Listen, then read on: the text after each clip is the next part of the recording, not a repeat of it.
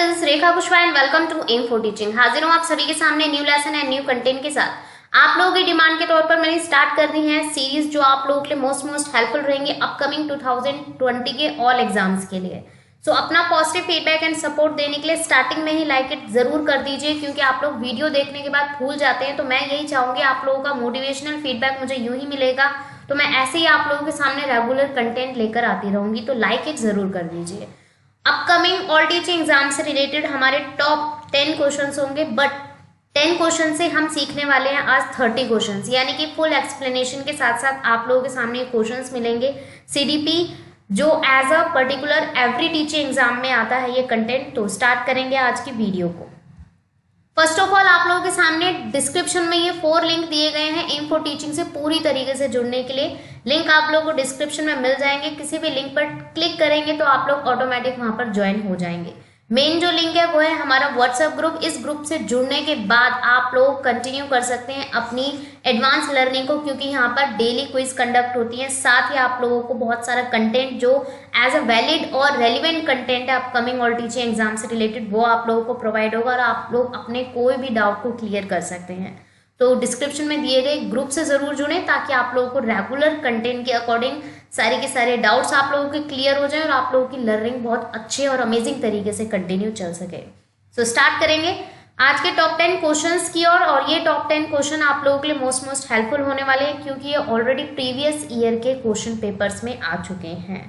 So first question है आप लोगों के सामने, from below the feelings which is the best suitable for the adolescence experience. नीचे दी गई भावनाओं में से कौन सी भावना एक किशोर के अनुभवों हेतु सबसे उपयुक्त है। किशोर यानी कि किशोर अवस्था, ये बात की गई है उस स्टेज की जहां पर एडोलसेंस वाली जो हमारी स्टेज है वो लेवल होता है। उस लेवल के अकॉर्डिंग ये क्वेश्चन पूछा गया है कि कौन सा ऑप्शन इस अवस्था में सबसे ज्यादा पाया जाता है। तो फर्स्ट ऑप्शन है जीवन की वास्तविकता को जानना, सेकेंड ऑप्शन है स्वयं के बारे में चिंता करना, थर्ड ऑप्शन है स्व यथार्थीकरण, या लास्ट ऑप्शन है डर की भावना। तो कौन सा ऑप्शन यहाँ पर एज अ किशोर अवस्था में पाया जाता है? तो सही आंसर होगा हमारा इसका सी ऑप्शन, यानी कि स्व यथार्थीकरण, जिसे कहा जाता है सेल्फ एक्चुअलाइजेशन। ठीक है, तो ये सबसे ज्यादा मतलब कि पाया जाता है इस वाली अवस्था में। और ध्यान रखेंगे क्यों पाया जाता है, क्योंकि इसमें क्या होता है इस स्टेज तक आते आते जो बच्चे होते हैं, जो किशोरावस्था वाली स्टेज के जो स्टूडेंट्स होते हैं, जो बच्चे होते हैं, वो ज्यादातर खुद को ये समझने लगते हैं कि वो समाज से जुड़ चुके हैं और ऐसा वो करना स्टार्ट भी कर देते हैं। तो सही आंसर हमारा यहाँ पर क्या होगा? सी ऑप्शन होगा, स्व यथार्थीकरण, जिसे सेल्फ एक्चुअलाइजेशन कहा जाता है। ठीक है, नेक्स्ट है हमारे सामने question, assessment is useful when. मूल्यांकन उपयोगी है जब। कब उपयोगी है बताना है। फर्स्ट ऑप्शन है ये वर्ष में केवल एक बार किया जाता है। बी ऑप्शन है मूल्यांकन छात्र की उपलब्धियों के बीच अंतर करने के लिए किया जाता है। थर्ड ऑप्शन है छात्रों में भय और तनाव को उत्पन्न करने के लिए किया जाता है, या लास्ट ऑप्शन है ये छात्रों के साथ शिक्षकों के लिए एक प्रतिक्रिया के रूप में कार्य करता है। तो सही आंसर है हमारा इसका डी ऑप्शन, बिकॉज मेन जो यहाँ पर रीजन आएगा, सबसे पहले तो मैं आंसर बता दूं कि ये मतलब कि हेल्प करता है किसमें, एज अ जब भी मतलब बच्चों का मूल्यांकन, बच्चों ने क्या सीखा है क्या नहीं सीखा है उसको जानने में हेल्पफुल होता है। ठीक है, अब साथ के साथ अगर मैं बात करूं यहाँ पर डी ऑप्शन हमारा इसलिए करेक्ट है क्योंकि ये छात्रों के साथ साथ शिक्षकों का भी मूल्यांकन करता है कि बच्चों को शिक्षकों ने किस तरीके से पढ़ाया है, साथ ही वो अपना भी मूल्यांकन करते हैं और कैसा पढ़ा रहे हैं और उन्हें अपने आप को कितना इम्प्रूव करने की जरूरत है। तो ये सब भी शिक्षकों को पता चलता है। तो D option is the correct answer, जिससे छात्रों और शिक्षकों दोनों के लिए ये प्रतिक्रियात्मक उपयोगी होता है। तो सही आंसर हमारा यहाँ पर क्या होगा? डी ऑप्शन, यानी कि it serves as a feedback for the student as well as teachers. तो सही आंसर है हमारा डी ऑप्शन। नेक्स्ट है क्वेश्चन हमारा, which of the following is the most sensitive time for language development. भाषा विकास के लिए सबसे संवेदनशील समय निम्नलिखित में से कौन सा होता है?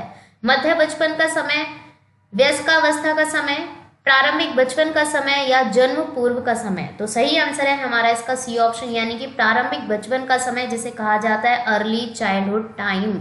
अर्ली चाइल्डहुड टाइम कहा जाता है। और ये सबसे मतलब कि मेन माना जाता है भाषा विकास के लिए, यानी कि लैंग्वेज डेवलपमेंट के लिए, बिकॉज बच्चे की भावनाएं इस टाइम पर क्या होती हैं, बिल्कुल क्लियर होती हैं, स्पष्ट होती हैं और बिल्कुल करेक्टली होती हैं। उसको ये जानने की, ये समझने की बिल्कुल भी ऐसी नीड नहीं होती कि उसने क्या बोला है क्या नहीं बोला है, वो सीखता है। और जब वो सीखना स्टार्ट करता है, बहुत सारे सेंटेंसेस को वो जोड़ जोड़ कर बोलना स्टार्ट करता है, तो वहाँ पर कोई ग्रामेटिकल इशू नहीं देखा जाता, उसकी भावनाएं देखी जाती हैं। तो सही आंसर यहाँ पर हमारा क्या हो जाएगा, थर्ड ऑप्शन हो जाएगा।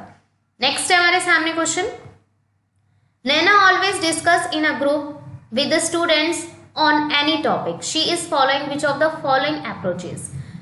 नैना हमेशा किसी भी विषय पर छात्रों के साथ एक समूह में चर्चा करती है, वह निम्नलिखित में से किस दृष्टिकोण का अनुसरण कर रही है। मतलब कि कौन सा ऑप्शन वो यहाँ पर अपना रही है। फर्स्ट ऑप्शन है व्यवहारवादी, सेकेंड है पारंपरिक, थर्ड है प्रगतिशील, या डी ऑप्शन है हमारा कोई नहीं।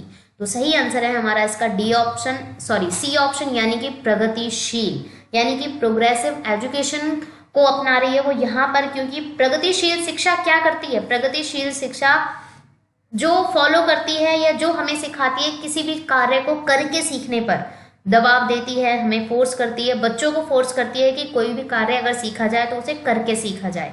तो मेन जो यहाँ पर अगर मैं नॉर्मली इसको डिस्कस करूँ तो यहाँ पर बच्चों को प्रोत्साहन मिलता है, बच्चों को एनकरेज किया जाता है इसके जरिए, ताकि वो अपने विचारों को रख सकें, अपने आइडियाज़ को रख सकें, और जो उनकी हेजिटेशन है वो खत्म हो जाती है। किसके जरिए, ग्रुप के जरिए। क्योंकि ग्रुप में अगर बहुत सारे बच्चे हैं, अगर 4 बच्चों या 5 बच्चों के अकॉर्डिंग ये हमारा ट्रांसलेशन कंटिन्यू चल रहा है, अपने अपने आइडियाज़ को रखा जा रहा है, तो बहुत सारी चीज़ें वहाँ पर बच्चों की खत्म हो जाती हैं, जो एज अ हेजिटेशन के अकॉर्डिंग कह सकते हैं, या अपने अपने आइडियाज़ को, अपने अपनी विचारों को व्यक्त करने में यहाँ पर हेल्पफुल होता है। तो सही आंसर हमारा क्या हो जाएगा यहाँ पर, सी ऑप्शन।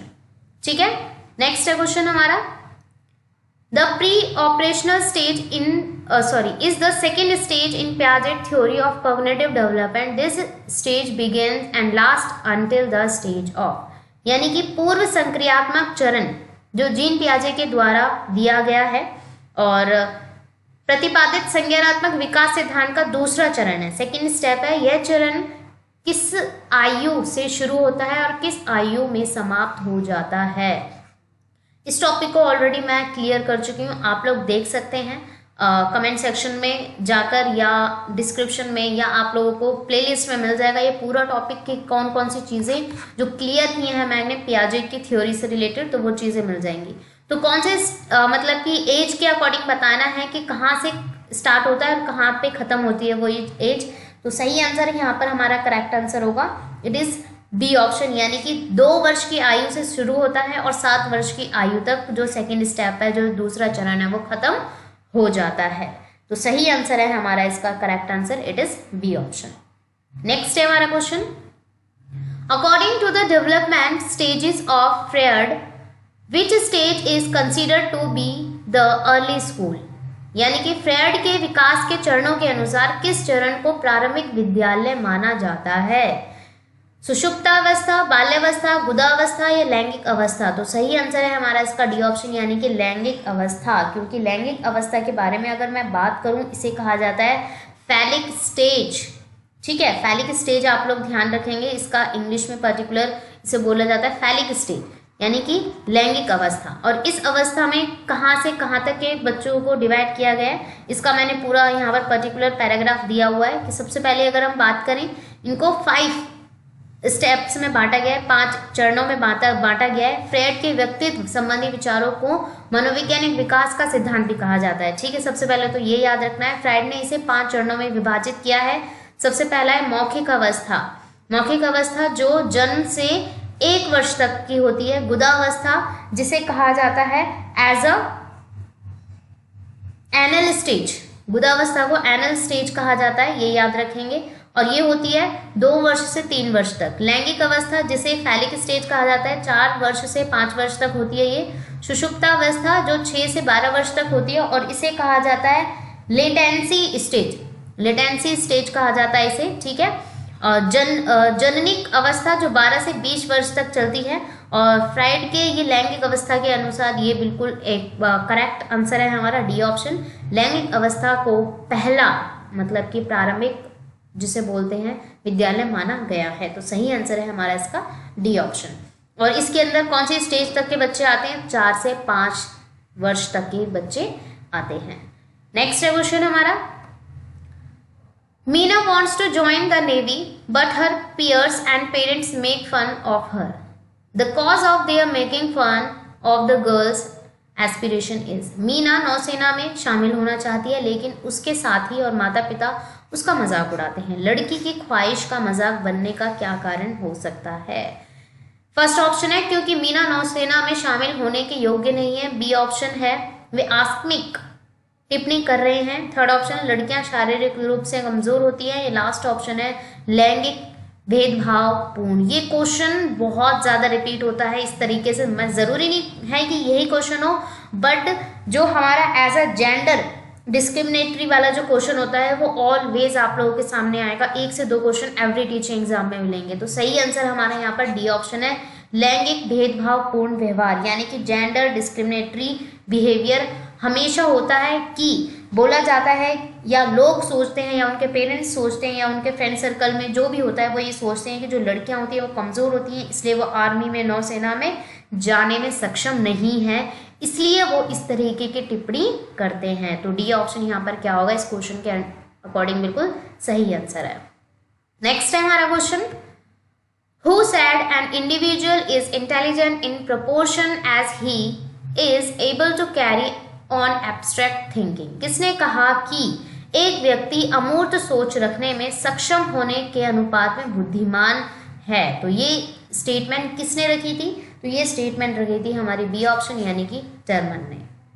याद रखेंगे स्टेटमेंट से रिलेटेड हमारे जो क्वेश्चंस हैं वो एवरी टीचिंग एग्जाम में कम से कम अगर मैं बात करूं 2 से 3 क्वेश्चन तो जरूर मिलेंगे। तो ध्यान रखेंगे जितने भी हमारे साइकोलॉजिस्ट रहे हैं उनसे रिलेटेड जितने भी हमारे मोस्ट पॉपुलर या जो भी बहुत ज़्यादा रिपीटेड हमारी स्टेटमेंट्स हैं उनको आप लोग अच्छे से ध्यान से याद कर लेंगे। तो मेरे हिसाब से कभी भी आप लोग भूलेंगे नहीं। और हर एग्ज़ाम में 2 से 3 मार्क्स लेना या कटना बहुत ज़्यादा मतलब कि दिक्कत वाली बात हो जाती है। तो आप लोग स्टेटमेंट वाले क्वेश्चंस को अच्छे से बिल्कुल माइंड में बिठा कर रखेंगे कि ये स्टेटमेंट किसने कही है, और ईयर नहीं आएगा, बस आप लोग याद रखेंगे कि किसने कही है और इतना ही याद रखना है बस आप लोगों को।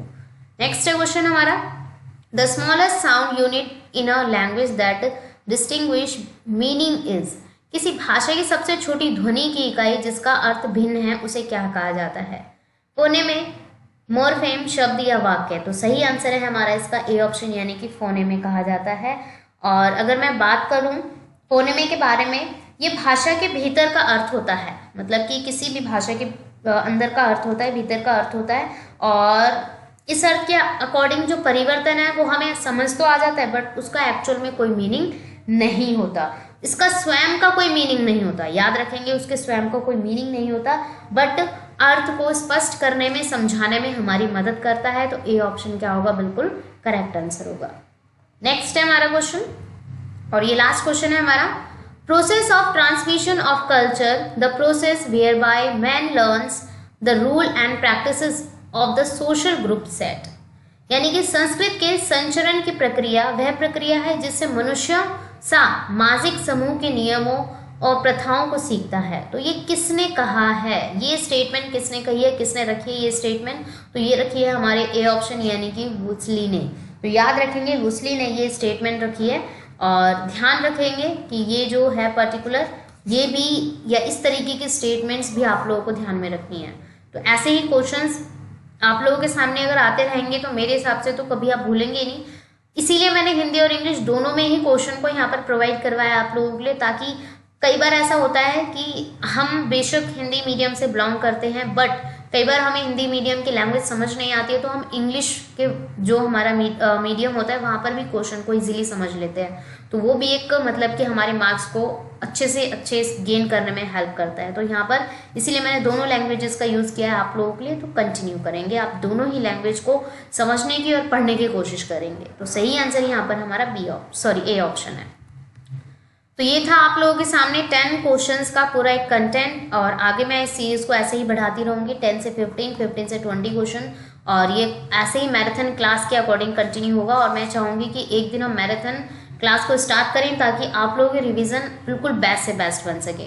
So give your positive feedback and support for regular and super series. आप लोगों के सामने ऐसी लाइव आती रहेंगी। तो अपना पॉजिटिव फीडबैक एंड सपोर्ट देने के लिए लाइक इट जरूर करें, शेयर जरूर करें और सब्सक्राइब करके बेल आइकन को क्लिक करें ताकि आप लोगों को रेगुलर नोटिफिकेशन हर वीडियो का मिल सके। So keep learning. Thanks for watching.